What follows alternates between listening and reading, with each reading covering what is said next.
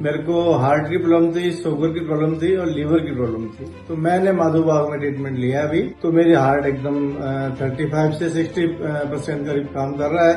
Sugar भी मेरी normal हो गई है यहाँ पे आके और बिल्कुल मैं सेटिस्फेक्शन हूँ। મને 1 વર્ષ પહેલા ડાયાબિટીસ ડિક્લેર થયું હતું, 250 ડાયાબિટીસ રહેતું હતું। 3 મહિના મારા કમ્પ્લીટ થયા। પંચકર્મ, મારું વોકિંગ, મારું ડાયટ, મારી એક્સરસાઇઝ બધું બહુ સરસ છે। સર બહુ સારા છે, મને બહુ સારું રિઝલ્ટ આપ્યું છે। મને ડાયાબિટીસ 1 વર્ષ પહેલા 185 જેવું રહેતું હતું, હાલ મારું 120-30 ની આસપાસ રહે છે।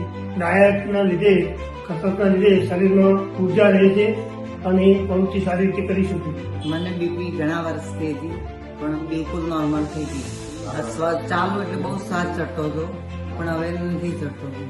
અને તમારું ડાયાબિટીસ હવે કેવું છે? ડાયાબિટીસ બહુ સારું છે, હવે બિલકુલ નોર્મલ। પહેલા ડાયાબિટીસ માટે કેટલી ગોળી લેતા હતા?